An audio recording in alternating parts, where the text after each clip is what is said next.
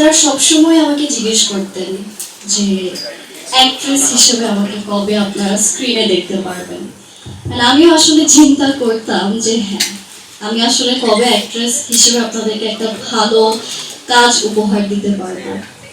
তো সবকিছু মিলিয়ে যখন আমার কাছে ফার্স্ট লাভের গল্পটা আসে, আমি নিজেও খুব বেশি কানেক্ট করতে পারি। আর আমার মনে হয় যে এই গল্পটার সাথে আমাদের প্রত্যেকে এখানে যারা যারা আছেন বা যারা অডিয়েন্স দেখবেন, তারাও কোনো না কোনো জায়গাতে জীবনের কোনো না কোনো মোমেন্টে কানেক্টটা ফিল করবেন।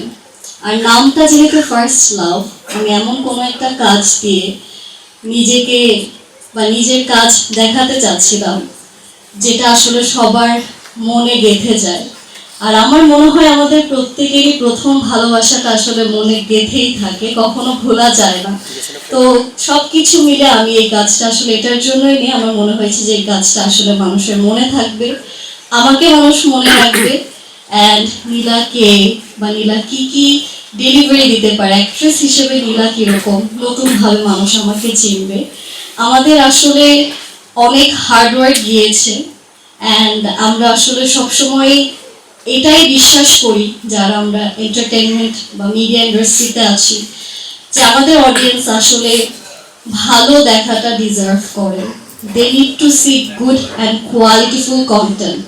অ্যান্ড যখন আমি জানলাম যে এটার বসুন্ধরা হাউজিং প্রেজেন্স হতে যাচ্ছে ফার্স্ট লাভ, আমি জানি তাদের কন্টেন্টের কোয়ালিটি সব কিছু মিলে অ্যামেজিং থাকবে। প্রত্যেকটা সিনারিও, প্রত্যেকটা কর্নার, প্রত্যেকটা সিনেমাটোগ্রাফি আপনারা ফিল করতে পারবেন, সুন্দর লাগবে। দেখার যে সৌন্দর্যটা সেটা নাটকে আপনারা খুঁজে পাবেন ইনশাআল্লাহ। অ্যান্ড বাকিটা আমাদের অডিয়েন্স দেখে আমাদেরকে জানিয়ে দেবে, but we are very hopeful towards it. Thank you so much. আমাকে অ্যাকচুয়ালি লাইফে প্রথম যে ছেলেটা পছন্দ করতো, আমার তরফ থেকে কিছু ছিল না, যে ছেলেটা আমাকে পছন্দ করতো তার নাম ছিল প্রীতম। আর এই ক্যারেক্টারে যে প্রীতম, সেই ক্যারেক্টারে হচ্ছে কি মেয়ে হচ্ছে কি প্রীতমের পাগল, কিন্তু প্রীতম মনে হয় একটু গাছাড়া, তাই না? যেটা আসলে আমাদের রিয়েল লাইফে আমরা অনেক অপোজিট। এটা আপনারা আসলে বুঝতে পারবেন যখন নাটকটা দেখেন। আর আপনারা তো অলরেডি জিজ্ঞেস করলেন যে তৌসিফ ভাইয়া তো এরকম ক্যারেক্টার করে না, এরকম ক্যারেক্টার কেন?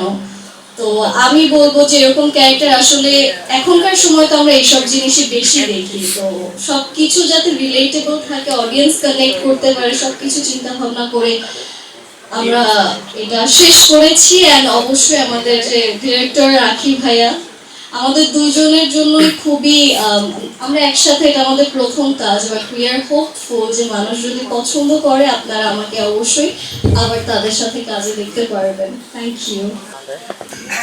সত্যি কথা বলতে, গল্পের যে ক্যারেক্টার, বাস্তবের যে ক্যারেক্টার, নামটা হয়তো আপনারা একই দেখবেন, কিন্তু বাস্তবের ক্যারেক্টারের যে নীলা, সে একটু কেয়ারফ্রি, সে হচ্ছে গিয়ে অনেক মানুষের সাথে মিশে যেতে পারে, সে একটু এক্সট্রোভার্ট। কিন্তু গল্পের যে নীলা, সে কোনো কথাই বলে না।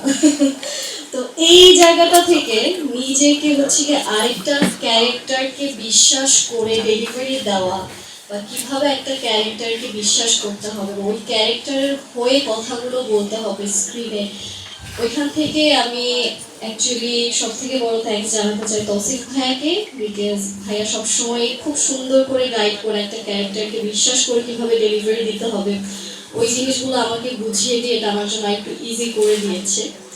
আর আমি এটাই বলবো যে ওই নীলারও ক্যারেক্টার যে নীলা, তার যে ক্যারেক্টার ডেভেলপমেন্টগুলো হবে বা সিন ওয়াইজ আপনারা পুরো নাটকটা প্রথম থেকে শেষ পর্যন্ত আপনারা যখন দেখবেন, তখন আপনাদের সবার জায়গা থেকে কোনো না কোনোভাবে অনেক বেশি কানেকশন একটা ফিল করবেন, যেটা সবাই আসলে আমরা সবাই বেশি এক্সপেক্টেড এটা নিয়ে, যে সবাই খুব ফিল করে নাটকটা দেখতে পারবেন, নিজেদের কোনো না কোনো ইনসিডেন্টের সাথে মিলে যাবে। আমার সাথে আমার ফ্রেন্ডের ইনসিডেন্ট মিলে গেছে, আমার মনে হচ্ছিল যে অনেক কিছু আমার ফ্রেন্ডের লাইফের পার্ট থেকে চলে আসছে, অনেক মানুষ, পরিচিত মানুষের লাইফের পার্ট থেকে অনেকগুলো সিন চলে এসেছে।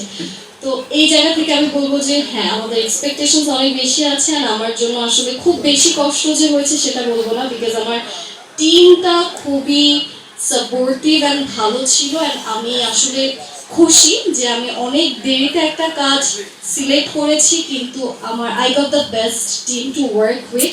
And thank you. অ্যান্ড আমি তাদের জন্য হাততালি দিই এটার জন্য।